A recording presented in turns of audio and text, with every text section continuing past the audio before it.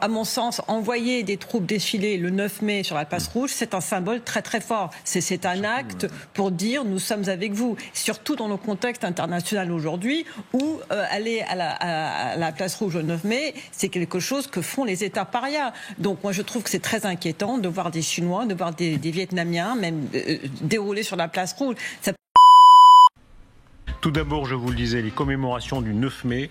Vladimir Poutine veut faire des journées qui viennent, et en particulier du jour du 9 mai, un jour extrêmement symbolique de sa puissance militaire, de la puissance militaire de l'Union soviétique en 1945. Mais ça fait écho, Sergei Girnov, à la puissance d'aujourd'hui. Regardez, c'était dans la nuit, ces exercices, ce début d'exercice en vue de la grande parade.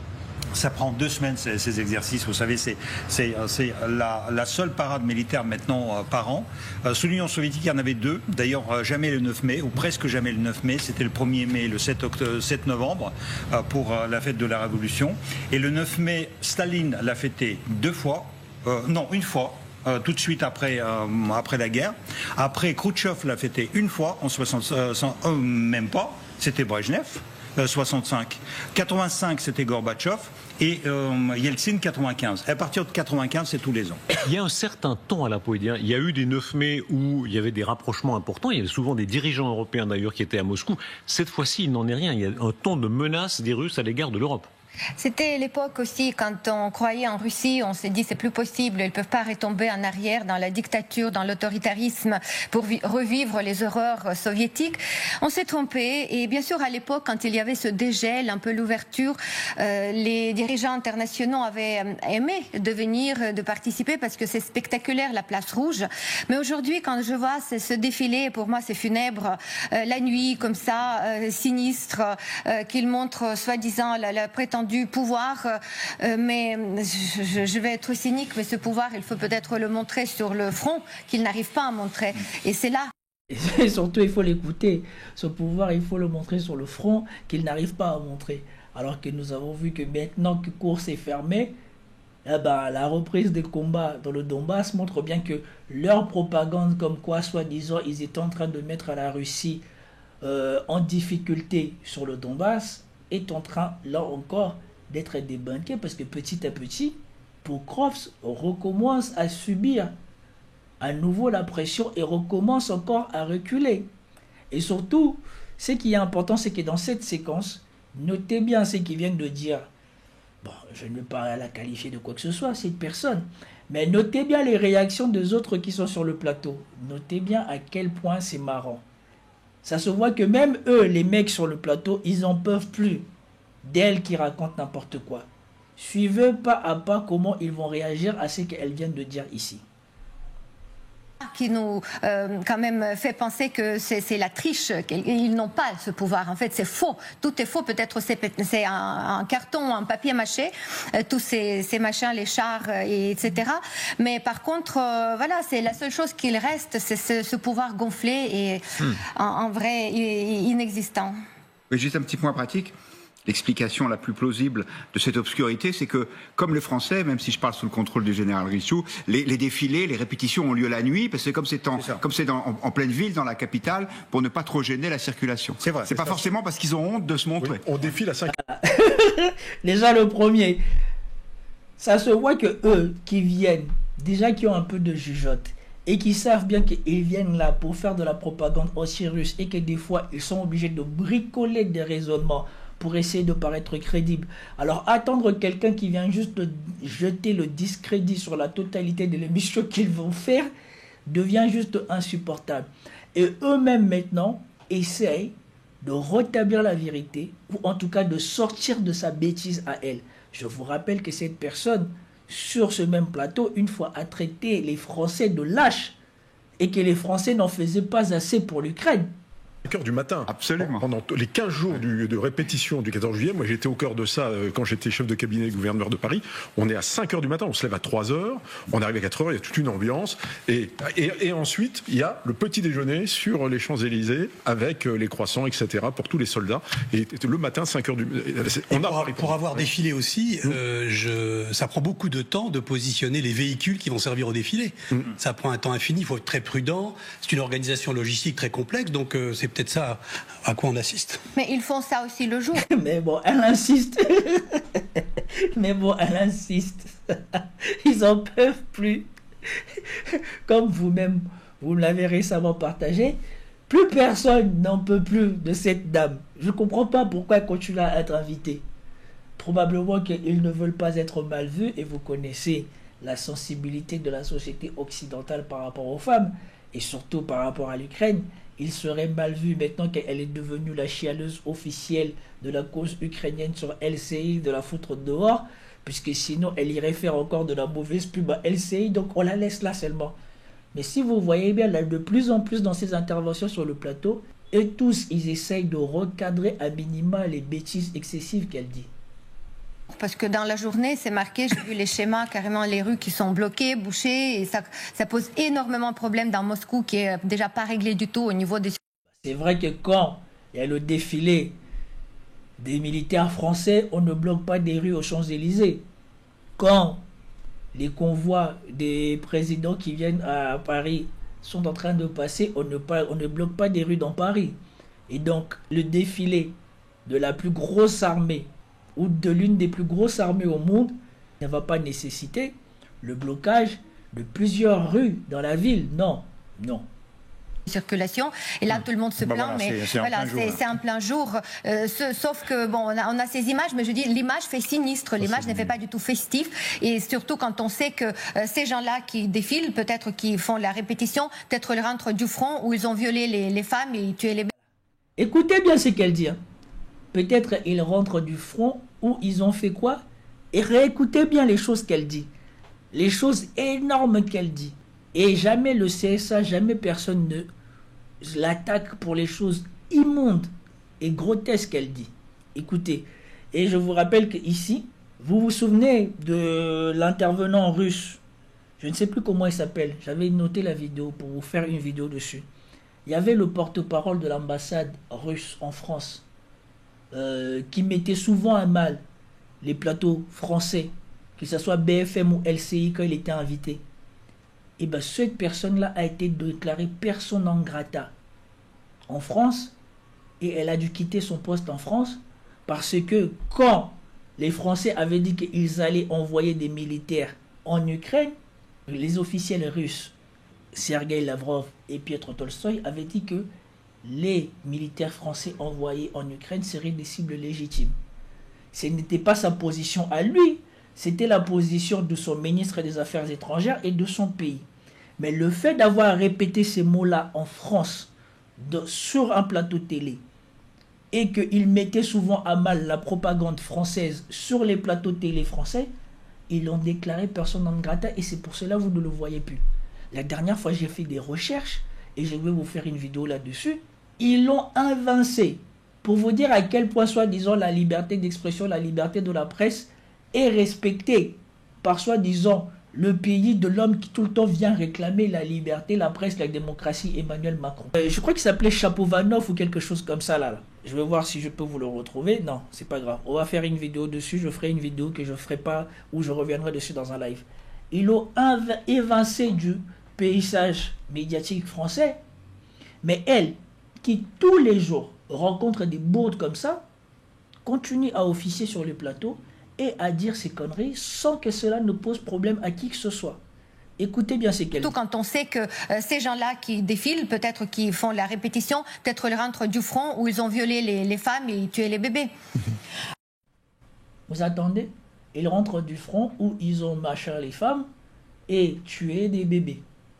Or, les Russes sont déjà en train d'agir sur des territoires pro-russes et vont rarement au contact des populations pro-ukrainiennes. Donc le contexte même ne s'y prête pas aux accusations qu'elle est en train de faire envers les soldats de l'armée russe. Et ça ne dérange personne qu'elle dise ça. Et je suis sûr que quand elle a dit cette énormité, déjà les yeux de ceux qui sont autour d'elle dans le plateau ont dit se dire mais qu'est-ce qu'elle raconte encore cette folle? Ben, je crois que même si j'aimerais bien croire que ce sont que des cartons de pâte, je crois que l'armée russe est en train de se reconstituer. Là, même le fameux général Cavoli, qui est le chef des forces américaines en Europe, a quand même lancé une alerte il y a quelques semaines dans une allocution aux États-Unis. Et un exemple, c'est que par exemple, si avant la guerre, les Russes produisaient 40 chars T-90 M par an, aujourd'hui ils ont produit 300, ils ont augmenté de 20%. Donc c'est une armée renforcée. Elle est renforcée. Elle est renforcée et elle est renforcée. Moi, je suis très frappé du changement de ton. Rappelez-vous, les précédents 9 mai, on entendait sur ces plateaux, ils n'ont même plus assez de chars. Et maintenant, j'entends le président de la République dire, attention, en 2030, ils auront 300 000 hommes de plus, ils se sont réveillés. 3 000 chars et 300 avions. Alors, il faut savoir... parce que les choses changent. Les sources sont très différentes. Moi, j'ai sous les yeux des chiffres qui ont été rassemblés par une organisation qui s'appelle l'ORIX. C'est des chiffres qui viennent de l'armée française également, et qui dit que la Russie avait énormément de vieux chars un peu obsolètes qu'elle a très habilement rénovés, revissés et rendus plus ou moins aptes au combat, mais que cette capacité s'épuise avec ce stock de vieux véhicules, et que si on en revient à la quantité qu'elle est capable de produire, on voit qu'elle est capable de produire 38 chars par mois alors qu'elle en perd 125. Oui. Franchement, je veux bien que ce monsieur Stéphane Marchand, directeur du magazine L'Écho, raconte sa vie. Mais Dariush Rosban lui dit lui-même que Moscou ou la Russie produisait 40 chars avant l'intervention dans le Donbass. Eux-mêmes, ils ont dit que désormais l'économie russe est une économie de guerre. L'industrie russe est devenue une industrie de guerre. Donc on fabrique en premier les besoins militaires. Donc dans une économie qui est en train de surperformer, parce qu'eux-mêmes encore l'ont reconnu, les économies européennes, c'est parce qu'ils fournissent des matériels militaires, on va maintenant en conclure qu'ils sont capables de produire encore moins que ce qu'ils produisaient avant qu'ils ne réorientent toute leur industrie vers l'économie de guerre. Sincèrement, ces gens-là ont tellement menti. Ils se sont trompés sur les données qu'ils avaient avant d'intervenir. Et ils ne cessent eux-mêmes de montrer à quel point ils ont menti depuis que l'intervention russe n'a commencé. Et je ne sais pas d'où sortent leurs informations, puisque lui maintenant, il se vante d'avoir une meilleure information de l'armée française que eux-mêmes, ils n'auraient fourni à leur président qui a montré lors de son allocution. Donc, c'est juste pour vous souligner la supercherie de ce qu'est la France et la propagande pro-ukrainienne en France. Et que donc, assez rapidement, elle se retrouvera déficitaire et devra soit arrêter, soit ralentir considérablement ses manœuvres blindées. Ce qui est intéressant sur les photos, là, je me trompe peut-être, hein, je m'excuse par avance si je me trompe, mais il me semble que ce sont des obusiers de 170 mm nord-coréens et pas du matériel de type soviétique. C'est exactement ce qu'il faut préciser, que c'est le matériel de la Corée du Nord. Elle est trop ridicule. Elle ne rate pas l'occasion de sauter sur des choses ridicules. La Russie a déjà reconnu officiellement la participation de la Corée ou l'aide de la Corée à ce défilé. Et donc, ils pensaient que les Coréens allaient défiler sans montrer leur savoir-faire, leurs équipements. Et donc, si on montre des équipements nord-coréens, donc forcément, il n'y a pas des équipements russes. Hey! Non, mais c'est lamentable. C'est lamentable ce qui est devenu la télé française. Et vous savez que c'est l'une des télés les plus suivies pour que les gens s'informent sur ce qui se passe en Ukraine. Vous êtes beaucoup à me dire toujours, mais pourquoi tu reviens toujours sur LCI? Parce que du côté francophone, LCI est quasiment la Bible pour suivre cette guerre, parce que mensonge ou pas, il montre des faits, il montre ce qui se passe, et autour, par contre, il raconte n'importe quoi. Nous tous, nous sommes en train d'apprécier des images de la préparation du défilé militaire du 9 mai de la Russie. Mais par contre, ce qu'on en dit, c'est pas du tout la même chose. Et c'est ça que je voulais faire comprendre, et je fais faire comprendre à ces gens qui parlent. On est obligé de regarder ces médias-là pour obtenir les faits ou les images, mais par contre, on n'en dira pas la même chose.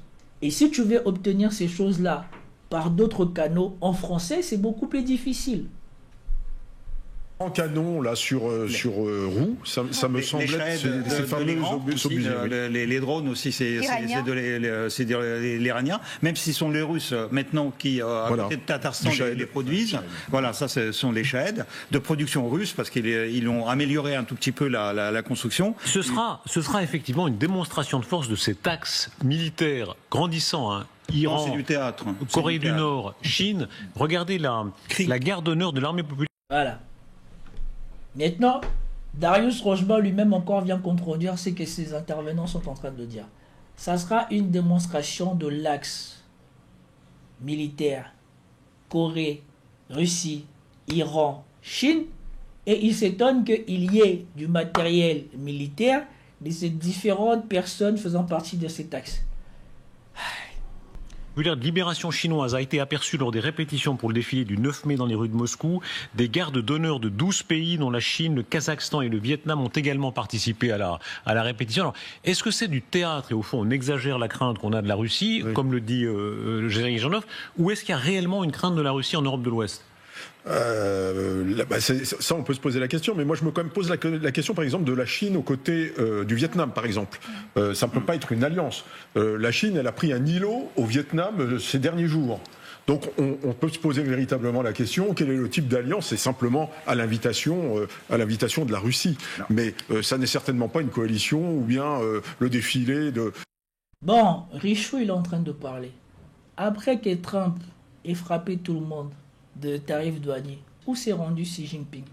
Xi Jinping ne s'est-il pas rendu au Vietnam? N'a-t-il pas été reçu par les autorités vietnamiennes? Et donc retrouver la Chine et le Vietnam chez celui qui incarne, qui a résisté à l'Occident, en train de défiler avec eux, est-ce une contradiction?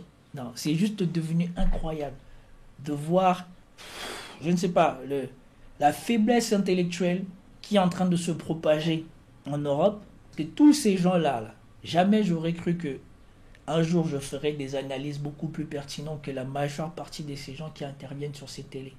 Et c'est là que vous relativisez beaucoup de ce que vous voyez à la télé. Et c'est là aussi que vous vous libérez de la doxa que ces gens-là font rentrer dans les cerveaux des gens depuis qu'ils sont petits.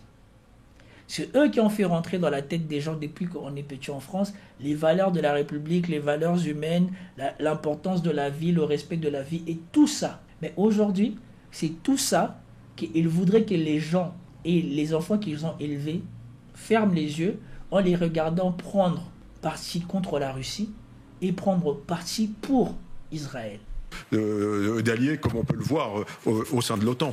Parce que le Vietnam, aujourd'hui, est un adversaire systémique en mer de Chine Il y a des adversaires au sein de l'OTAN. Regardez la Chypre, la Grèce et la Turquie. C'est pas le fait d'avoir des suites territoriales.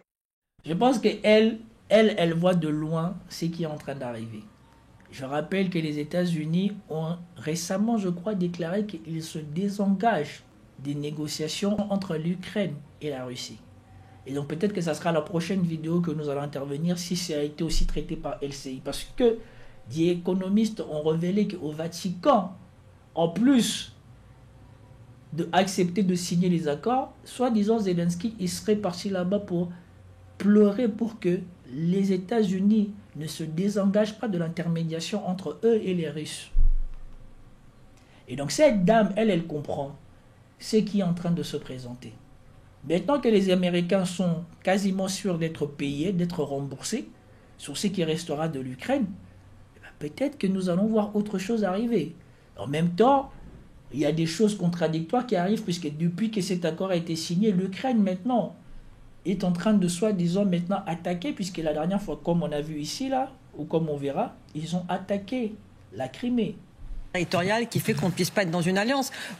à mon sens, envoyer des troupes défiler le 9 mai sur la place rouge, c'est un symbole très très fort. C'est un acte pour dire nous sommes avec vous. Surtout dans le contexte international aujourd'hui où aller à la place rouge au 9 mai, c'est quelque chose que font les États parias. Donc moi je trouve que c'est très inquiétant de voir des Chinois, de voir des Vietnamiens même dérouler sur la place rouge. Ça ne veut pas dire qu'ils vont demain s'allier de façon formelle avec la Russie comme le fait la Corée du Nord, mais c'est pas un acte anodin. C'est pas juste j'envoie 10 hommes en uniforme pour faire joli. C'est vraiment... Non, comme elle le dit elle-même, c'est un acte symbolique qui montre que la Russie n'a jamais été isolée. Et c'est ce qu'ils essayent de faire croire parce que il y avait l'autre folle là de la chargée de communication de l'Union européenne, là, Kaja Kallas. Voilà. Ici, vous avez Kaja Kallas qui est en train d'interdire les membres de l'Union européenne d'aller à ce défilé de Moscou. Pour vous dire à quel point ils veulent absolument maintenir leur propagande mensonger de la réalité des choses. Ils ont longtemps fait croire qu'ils avaient réussi à isoler la Russie. 3 ans après, nous voyons que c'est que Emmanuel Todd et moi, enfin moi j'avais toujours dit ça, mais ça a été confirmé par les travaux d'Emmanuel Todd avec beaucoup plus de preuves, c'est que la Russie représente maintenant l'espoir pour le reste du monde de mettre fin à cette hégémonie.